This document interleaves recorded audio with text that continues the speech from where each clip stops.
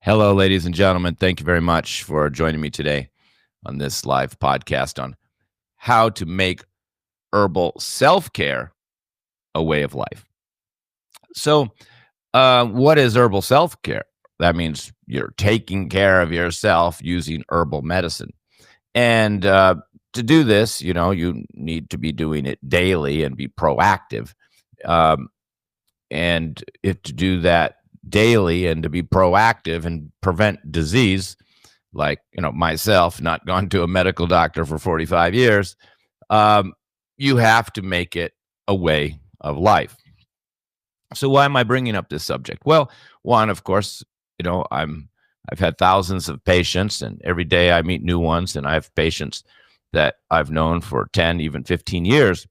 So I learn from the patients as well, and this podcast is hopefully to help even my own patients, or particularly my own patients, to understand the how to make herbalism or self care a way of life. And why do I say that? Because nobody thinks like that, um, except, of course, myself. Because to me, herbalism is all about prevention. But to my patients, it's about, in most cases, their last resort. Generally, when people get a health condition, bad arthritis, high blood sugar, an autoimmune condition, even a cancer, or high blood pressure, or any cardiovascular condition. I mean, most of the time they're going to the doctor to get that information. So they start there or they had pain or inflammation in the intestines, like ulcerative colitis, where you're bleeding from the rectum, or you're having bleeding from your urine. There's blood in your urine. So they go to the doctor to get the diagnosis.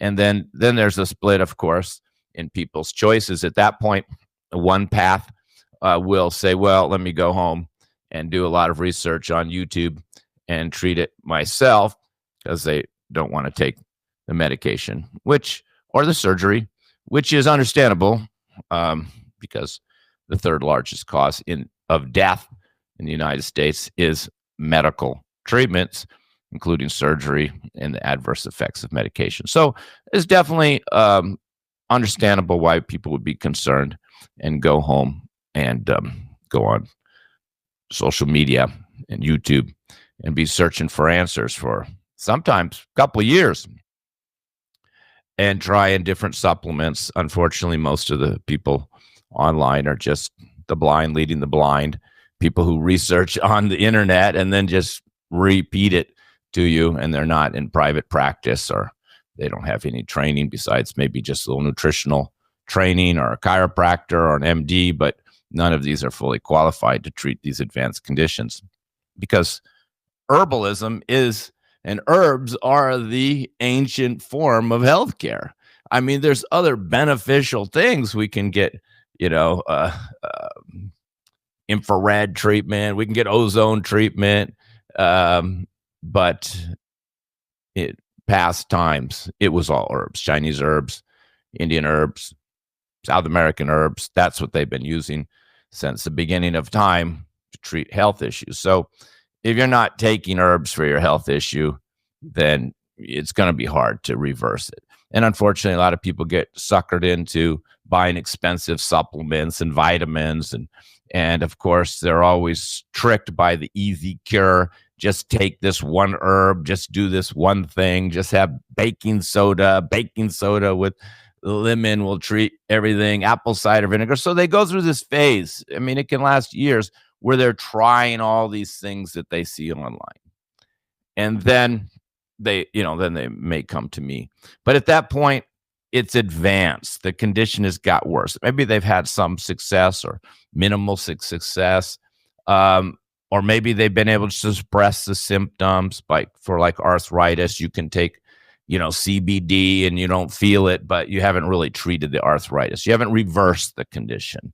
So people do sometimes manage their condition better by, okay, now I'm not having any dairy. Now I'm not having any wheat. They do these radical things, but they really haven't reversed the condition. And often the condition is still progressing. They're just, avoiding all these foods and, doing certain things to at least keep it from getting worse or having the symptoms. But eventually, in most of these serious health conditions, which I'm speaking about, I'm not speaking about just a urinary tract infection or a little gallbladder congestion or a cold or flu. I'm talking about serious chronic health conditions. Eventually, they're unsuccessful, and then they come to me at the end.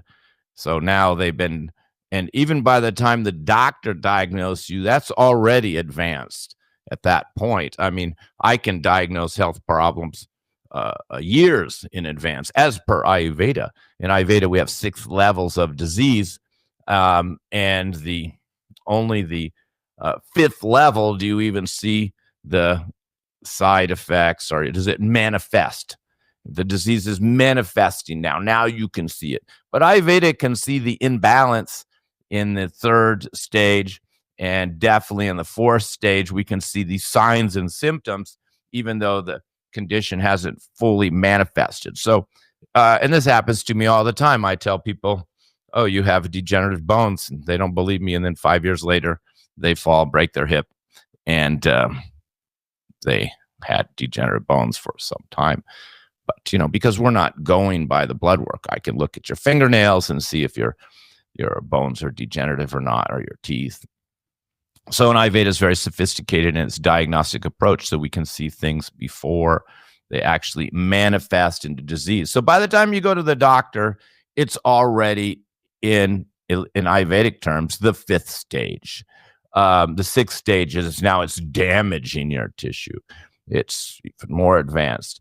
So you're already in the late stage by the time you go to the doctor. And then if you choose that path not to take any medication, then and just, try fads and smoothies online and things like that, then it's really still progressing along. So by the time the people come to me, it's advanced. Now, the other path that people take is, of course, they take the medicine.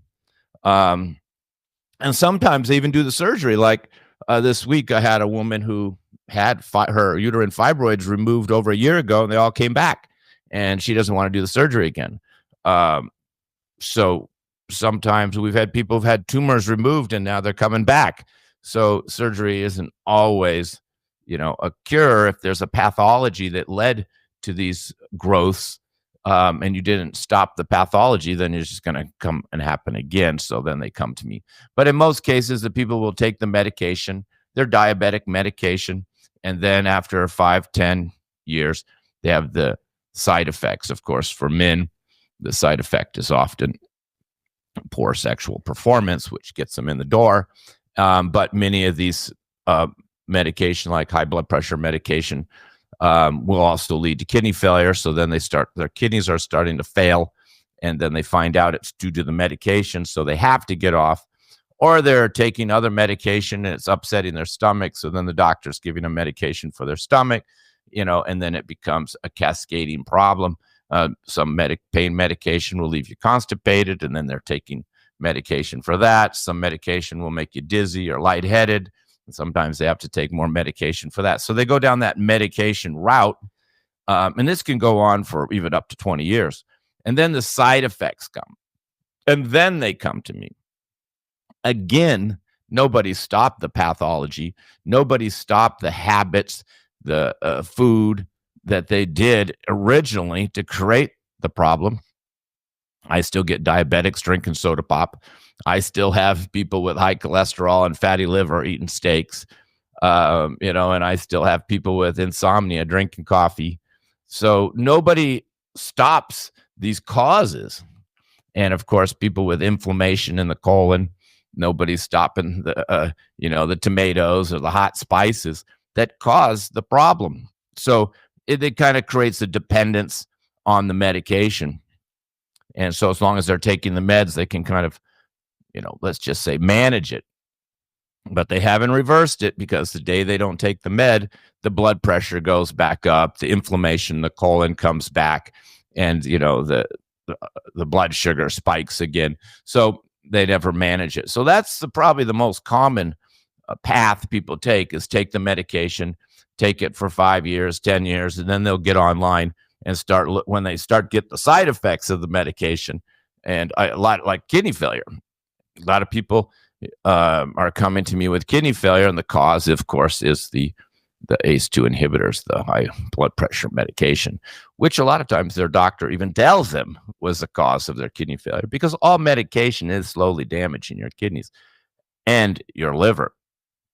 So when people learn that this medication is creating these other symptoms, it could be dryness, could be low libido, could be headaches, and now their kidneys are creatine, GFR, kidney numbers are deteriorating, and then somebody tells them, well, that's because of the medication you're on. Now they have this motivation to get off the medication after taking it from 5 to 20 years.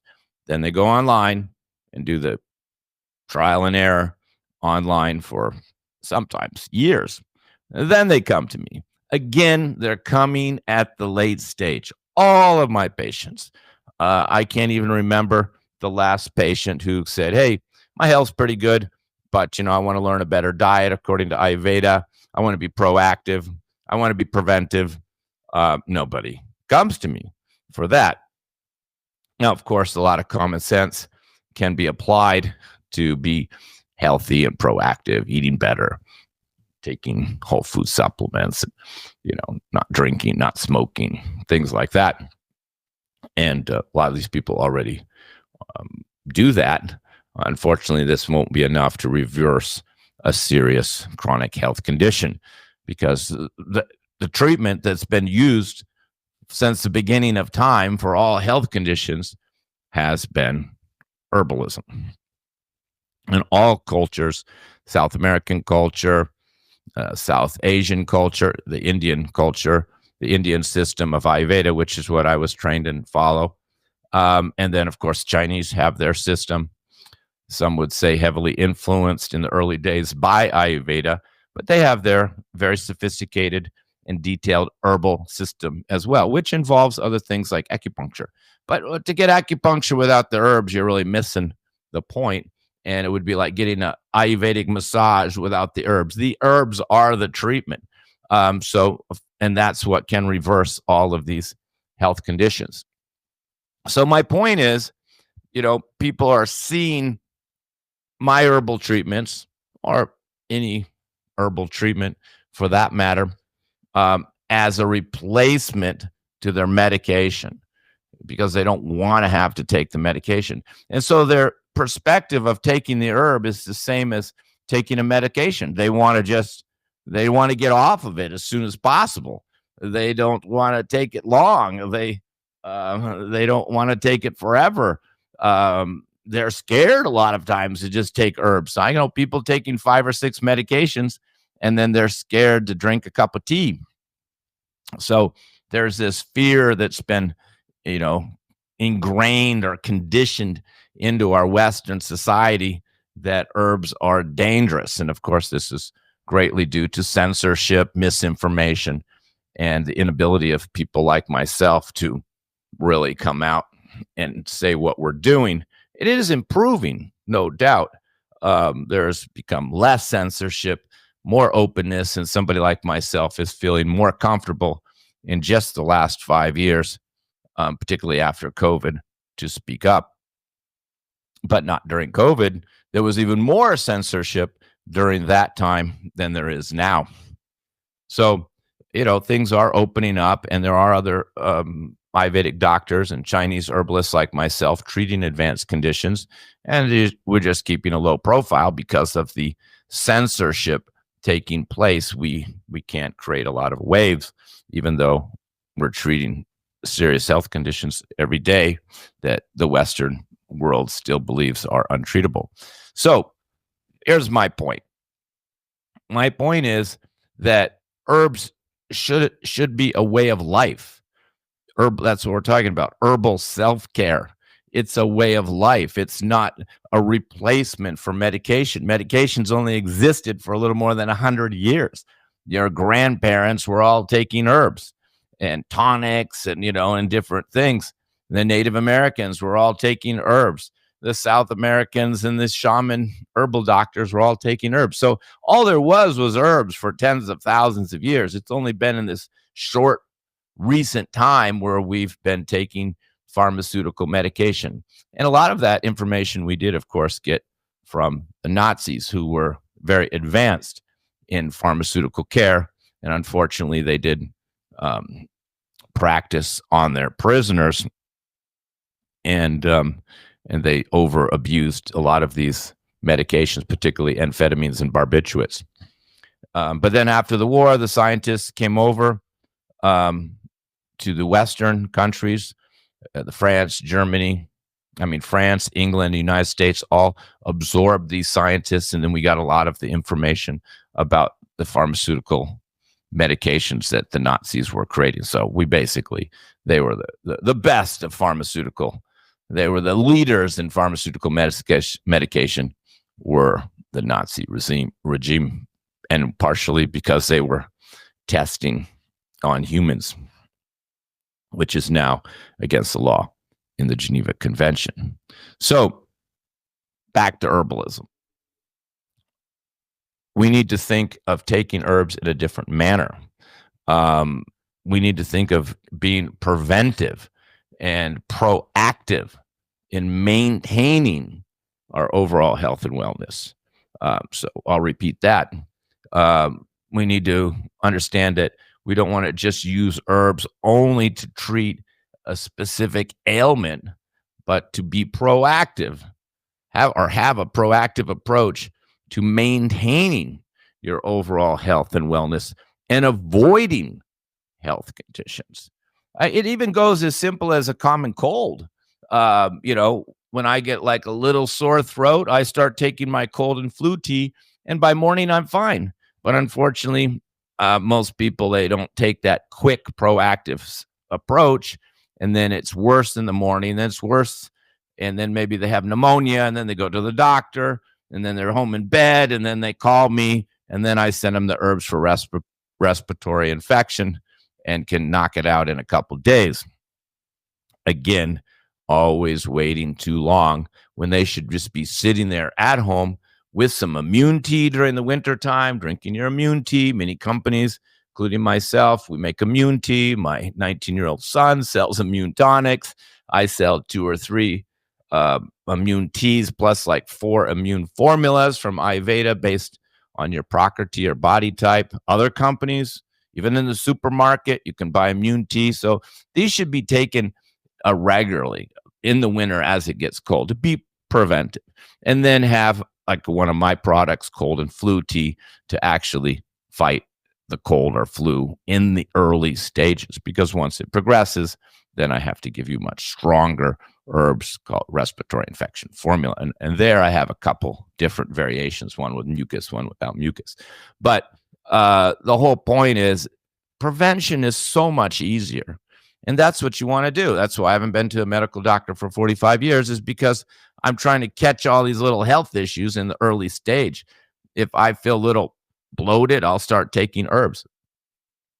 If I only seem to have one bowel movement, it didn't come till later in the day, and I feel a little blocked up, well, that night I just take some herbs to get my bowels moving. I don't wait till I get constipated. I'm sleeping great now these days, but there's some times where I'm lying in the bed and I'm not sleeping, so I just start taking my sleeping herbs. When I travel, I get more constipated. When I travel, I need sleeping herbs when I'm on the other side to kind of readjust to the time change. And I'm taking herbs all throughout the day. It has to become a way of life. You brush your teeth. It's a way of life. So, I get up in the morning, I brush my teeth, wash my face, throw a little water on me, clean my tongue. And then, first thing I do is go right in the kitchen, heat up the water, and start taking my herbs, or even just start preparing them. Often get a couple cups and put like a few out, one for morning, one for afternoon, and then maybe just one later. So in between appointments, I can walk up to the kitchen and there's already the next cup ready. And I also have like little herb capsules sitting on my desk. I've got little herb formula here for my brain and memory tonic. And it's almost empty. And sometimes I just get that and just dump it in a tea. Whenever I go for a drive, I make a cup of tea. Whenever I start a webinar, I have a cup of tea. Whenever this is actually an immune tea here, even though I don't have anything. I'm just very cold here. And I just put some brain herbs in it. And then sometimes I can pop down some herbal capsules as well, which I also have sitting on my desk. These are immune modulating capsules. They're just little herb balls. And then, uh, but I feel they're very good for me. I pop those in. So while talking to you, I've just had an immune tea, brain and memory formula, and immune modulating capsules just while talking to you. So, you have to integrate it into your life. Whenever I start an appointment, I always come with a cup of tea. Whenever I start a webinar, I make a cup of tea. Whenever I get in the car, go for a drive, I make a cup of tea. Sometimes I'm making relaxing tea. Sometimes I'm doing brain tea. Sometimes I'm doing memory and energy tea. Um, Sometimes I'm doing sleeping formula. That's a way of life because I'm trying to keep everything running good. I'm trying to keep my digestion good, my elimination good, my sleep good, my energy good, my libido good. So there's herbs that can be taken for everything. And that's what you want to do. You want to make it a way of life. Don't wait until the health problem comes. Don't wait until your little sore throat develops into pneumonia. Catch it in the beginning, drink your immune tea all winter long, and then you don't even get the sore throat. That's just a good example. But even with arthritic pain, in the early stages, start treating it. But unfortunately, in our society, we think things like urinating at night, joint pain, these are part of aging. Well, that's completely incorrect. My mother's almost 90. I've got clients in their 90 who I've treated in their 90s who I've treated for arthritis, and they have no arthritis. It's completely reversible, and I'm not the only one doing it. And just taking, white willow bark or CBD or one herb isn't going to do it. There's many causes to arthritis, and those have to be identified. And the people are generally creating the health problem themselves. That's a whole nother subject, but everybody's creating the health problem. And unfortunately, a lot of people try to blame their genes or their grandparents. And maybe you have a predisposition to some condition because your great grandparent had it, but mostly they had the same bad habit of like just eating steaks all the time. Now you're eating steaks, and then they had fatty liver and high cholesterol. Now you got fatty liver and high cholesterol. So you didn't get it in your genes. You got it from eating the steak. Or if you're Indian, Pakistani, or Mexican, you could be having chili pepper and hot spices. And your parents maybe had irritable bowel or in IBS, and now you've got it. But the cause is the hot spices, not your genes. So it's kind of another subject, but you have to eliminate these causes. That's part of your proactive treatment, taking herbs, and not doing things that could make the condition worse, which is, what I'm doing when I'm treating people and doing appointment is first I'm identifying the causes. Number one, I don't just jump in and start giving you herbs. I got to figure out why this person has this condition, and they're creating it every time. And so I have to explain to them, they have to stop all these habits. Sometimes people got candida from having smoothies. People got gas and bloating and constipation from snacking on nuts. It goes on and on. And then once you remove those, then of course, we have to give them the right diet for their own dosha or prakriti or body type, because unfortunately people just follow extreme diets online, and that could be even part of their problem. And then finally, we use the herbs to treat and reverse the actual condition. So the herbs are the main treatment, not the diet. And a lot of times the smoothies and the nuts and the granola bars, they all have to go. They often are causing more trouble than good. So herbalism really needs to be a way of life. Self-care needs to be a way of life. You need to be proactive and address all health conditions in the early stages. And even you can start doing that yourself. Most people don't even treat their own health conditions by going on YouTube in the early stages. They still wait until the later stages when the condition is more advanced anyway. I mean, if you started catching these conditions in the early stage, maybe there's enough information on YouTube to change your diet, take a few vitamins and minerals and supplements are not herbs, but they are preventive. I take food-based supplements and vitamins every day. I'm taking a natural D, I'm taking natural magnesium at night. I take D probably twice a day. And particularly in the wintertime, I'm taking zinc, particularly in the wintertime. I'm taking a food-based multi, and I'm also doing my food-based superfood. So I'm doing supplementation. I'm just using foods more like wheatgrass, barley grass, spirulina, and things like this, um, which are preventive by nature. So it's good to herbal, food-based supplements can help in being preventive. And I have given webinars on using food-based supplements and the value of food-based supplements and nutritional self-therapy to avoid health conditions. So everybody could be doing that in the early stages. And then as the condition advances before it gets worse, then you're going to go to a good herbalist or make an appointment with myself and treat it quick and clean when it's easy. Think of a person who's got this squeaky noise coming out of their car, and then they just keep going and keep going and keep going. And they're like, looking online what to do. Somebody says, spray some WD-40 in there, and they spray it in there, and the squeaky goes away for a while. Then it's back. And, this goes on for a year or two. And then they take it into the car dealer, and the car dealer says, well, I mean, now your brake drum is damaged. It was only your brake pads, but since you didn't bring it in, you kept driving it. Now we have to change your whole brake drum. It's the same. You got a problem with your car, you got to take it in early. You don't want to just keep dinking around, messing around, and guessing what the problem is when there's some mechanic who could just fix it quick and clean and get the job done. And, how much are you going to learn about fixing your car by watching YouTube videos? Now, I do fix my cars and I do watch YouTube videos, but more about maintenance and understanding and things like that. But you got to take it in. And I find a little problem with the car, and then I take it in and I tell the mechanic, look for more problems. Don't just check the fluids, check the filters, and, make a little extra effort to find problems. Because if you tell a car mechanic to find problems in your car, he's going to find problems. And if you come to me and you don't even have any health issues, I'll find plenty of health issues, particularly if you're in your 30s and the 40s. I can tell you your health issues that are going to come in the 50s and the 60s. Just like a car mechanic will tell you, if you don't do this, you're going to have a problem in another 100,000 miles. He knows it's his job. He's doing it every day.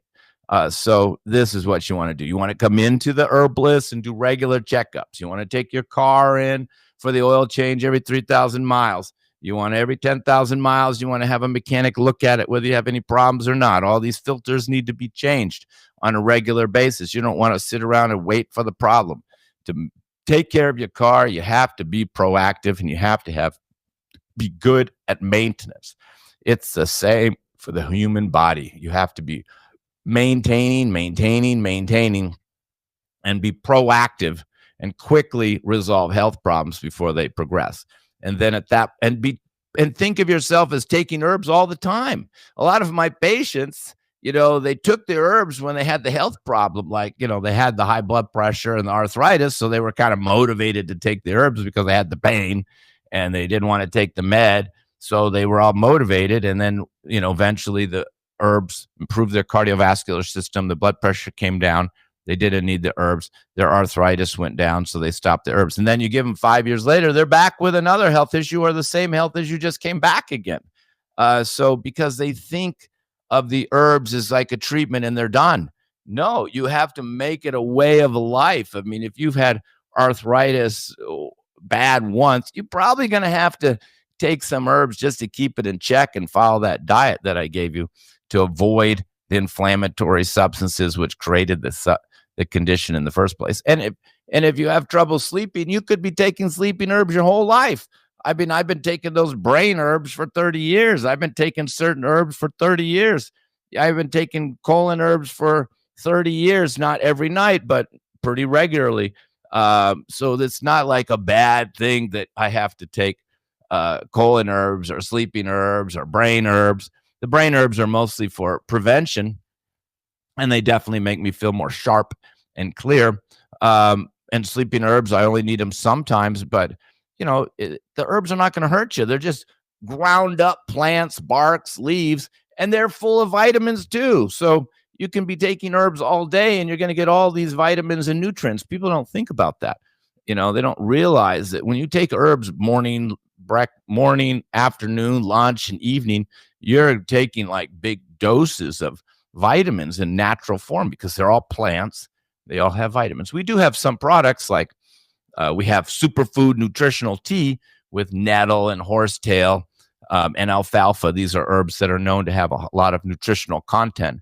And we just put some peppermint and spearmint in it. You can give it to kids and they can drink it and get a lot of vitamins and even feel some energy from these. So all herbs have nutritional value. So they can be taken long-term and they're not going to hurt your liver or your kidneys. If you've had gallbladder attack in the past, you're probably going to have to not only be careful with the diet, no fried foods, no hamburgers, no steaks, but you're going to have to also be probably sipping some liver tea, gallbladder tea, or at least be having dandelion tea 1 or 2 cups a week, probably for the rest of your life. And there's some people that just are born with certain weak digestions and get constipated easy, and they're probably just going to have to keep taking herbs for the rest of your life to keep those bowels moving. And many people say, well, if I follow the diet you gave me, I don't have the gas, the bloating, the constipation, but I can't always follow it. Sometimes I'm traveling, and then you have to take the herbs to compensate. So that's how it becomes a way of life. You're seeing the herbs as a positive thing, not some treatment only for your ailment, but you're taking them to just keep your whole system going. Kind of like I have an old car and I put these fuel additives in the fuel, and that keeps the carburetor clean and cleans it out. So it's like herbs are like that. You're adding the little additives, to your diet to keep your liver moving, keep your bowels moving, keep your brain sharp, keep your circulation good, keep your immunity strong. And they're like little food additives that are herbal additives you're adding into your diet to improve and prevent, improve your overall health and prevent other health issues. So that's what you need to do. Make herbalism a way of life. Keep drinking your sleeping tea if you need it. I mean, I've been drinking green tea since I went to Japan in 1980s, and now I sell mini teas with different green teas in it. So, that's like 40 years of drinking green tea, but that's kept me off of coffee. And green tea is anti-inflammatory. Well, the coffee bean, whether it's decaf or not, is inflammatory. So if it wasn't for green tea, I'd probably be addicted to coffee. And so that's been helping me a lot. So I've been taking herbs, my entire adult life. And that's how I'm staying healthy and young and vigorous and out of the doctor's office, out of the hospital, and being, of course, hopefully a good example, living as making herbalism a way of life, making herbal self-care a way of life. That's what you want to do. And that's why I sell my products on herbmanteas.com. Herbmanteas.com is selling over 200 of my products. And now my patients do buy the products there that I already prescribed to them. But the real purpose is so you can be buying digestive formulas, sleeping formulas, immune building formulas and teas to be proactive and to allow these herbs to become a way of life and not just be running to me when you've got a serious health condition and you have to then now take more advanced formulas, custom formulas, because your condition's so advanced. If you just buy these herbs on a regular basis and take them on a regular basis, you will see your health will improve very quickly, even 1 year. I've had people with cancer or serious conditions, and after they were done, said, not only did the doctor say that my cancer is gone, there's no trace of it anymore, my skin's better, my energy better, my bowel movements are good, my digestion's good, and I lost 10 pounds. So it's not like take this herb and your cancer's gone. You have to treat yourself holistically. So you have to be taking other herbs as well. Like, you're not going to get rid of your cancer if you can't sleep. So, because you need the sleep to restore and rebuild yourself. And people always look for, like, oh, just take this apricot seed and you're going to get rid of your cancer. I don't think so. If you're not sleeping, you're not going to reverse your cancer. So you need to keep yourself sleeping, keep the bowels moving, keep the digestion going, and stay away from medication and stay healthy. Okay, I hope that helped you. Hope that helped you understand how to make herbalism a way of life and what is herbal self-care. And I wish you all the best. And of course, if you have any serious health condition, then do schedule an appointment with me, and I'd be happy to identify why you have the health condition, give you a therapeutic, individualized diet, and of course, herbal remedies to reverse the condition. Thank you very much, ladies and gentlemen. I wish you the best of health and happiness.